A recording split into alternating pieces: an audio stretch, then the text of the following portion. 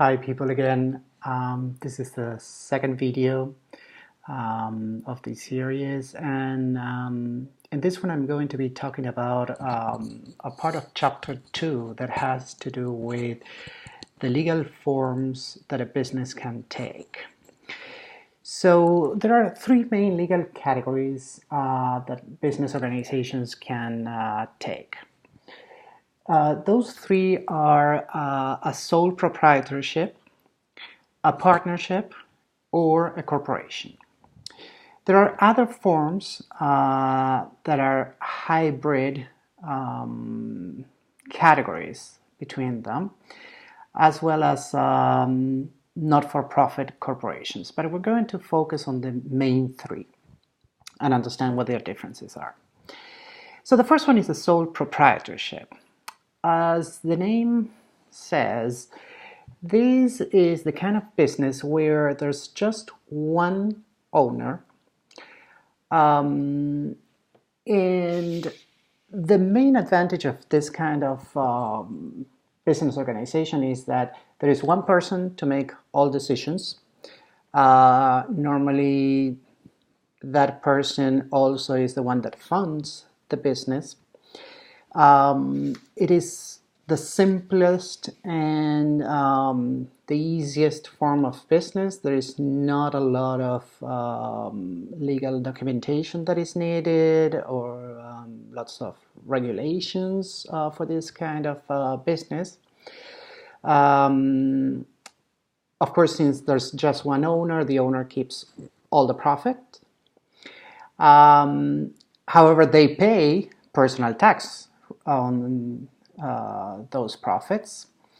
The disadvantage, or the main disadvantage, is that first of all, the owner has unlimited liability for the business, which means that they make themselves responsible for the obligations that the business has, not only with what they have invested in the business, but also with their own personal assets. So if there's any problem with the company, if there's any judgment or lawsuit that the company needs to face, they may need their personal assets to make up for what the company may not have. So that's the main disadvantage. The other disadvantage is that the business or legal entity is also limited to the life of the owner, meaning that if the owner dies, the business disappears, because the person and the business are the same legal entity, let's say. The next kind of legal form of the business is the partnership. As the name again says, this is an agreement between different people who become partners, and so they share the business, they share the profits, they share the decisions. The main advantage of this is that obviously, since there's more than one person, there is more access to investment. There is more access to the different knowledge that each of the partners may have. So maybe, let's say it has two owners, and one of them is very, very proficient on the technical side, while the other is very proficient on the, let's say, sales and marketing part. So they partner so that they use their best skills for this business. The main disadvantages of this kind of legal entity is that, again, the general partners have unlimited liability for the business, which means, again, that their personal assets are commingled with the assets of the business. The profits of the company are also treated as personal income for tax purposes. So all of this means that it's the partners that pay income tax for the profits of the business. And the other disadvantage that this may have is that it may be difficult to transfer ownership, because since this is an agreement between people that normally know each other. They bring a specific expertise to the company.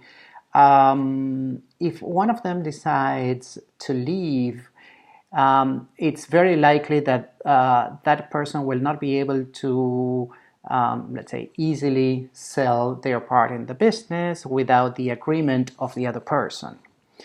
Normally, when there is a partnership, there is an agreement between the partners on how they're going to deal with the different contingencies of one of them wanting to leave, one of them suddenly having to stop producing for the business because they may have had an accident or they may have died, and so how do they handle that situation?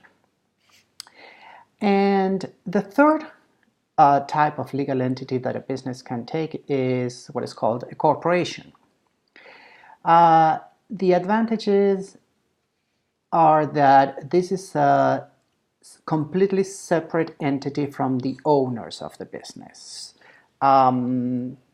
which means that the owners now have limited liability for the obligations of the business, which means they only respond to their initial investment or the investment that they have made in the company, but that's it. There is no obligation to respond with their own personal assets for the business.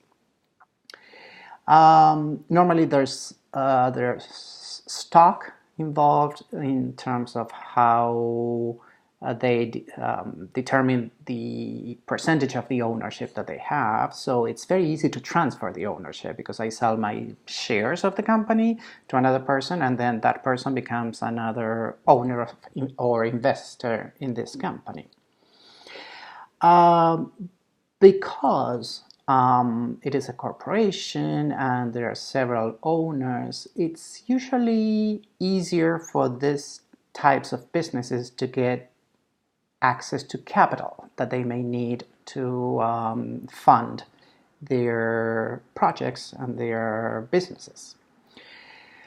The main disadvantages of this type of business entity is that there is double taxation, which means the company, being a corporation, is a legal entity. So as a legal entity, it has to pay income tax for the profits the company has. And then when those profits are transferred to the different owners in terms of dividends for the company and for the investors, they also get taxed with income tax on those dividends. So there's a double taxation there.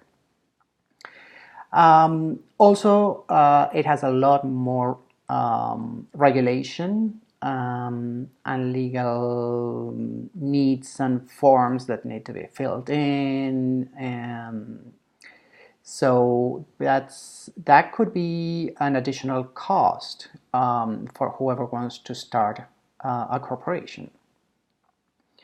The other disadvantage is that since the owners have limited liability, they're also kind of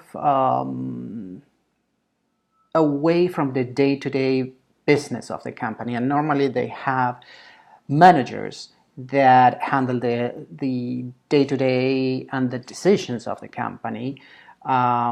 So if I'm a kind of investor that wants to be involved in the day-to-day, well, I need to think about whether a corporation is the best form for the business I want. And then, as I mentioned at the beginning, there are two other forms of hybrid corporations. One of them is what is called the LLC, or limited liability company, which basically combines the main advantages of a partnership and a corporation. Why? Because I have different partners, which means I have more expertise and access to funding and capital. But at the same time, the partners have limited liability for the obligations of the company, which again resembles the advantages of a corporation. And then the other kind of hybrid corporation that we can have is what is called the S Corp or S Corporation. And that is the kind of corporation where I can have just one owner if needed, and it is treated the same as a corporation in terms of limited liability again. And the other advantage of the S Corp is that income tax is paid as a personal income tax. So the profit of the company or the corporation itself doesn't pay income tax. Whatever profit the company has is transferred directly to the owner or owners, and then they pay personal income tax on that profit. What is the advantage of that is that for corporations, there is a set percentage for income tax, normally 35%. Whereas if I'm a personal entity and I get profit from that company, well, it depends on how much that profit is in the scale of my income, and so I may pay less than 35%. So that's kind of the best parts of the best advantages of both worlds. So those are the three, or a little bit more, legal entities that a business can take. It always has to do with what the owner or owners want to do with the business, the kind of responsibility they want to have for the business, the funds and investments that they have. And it's always a good piece of advice for them to consult with an accountant and a lawyer to make sure that they know exactly what they're getting into.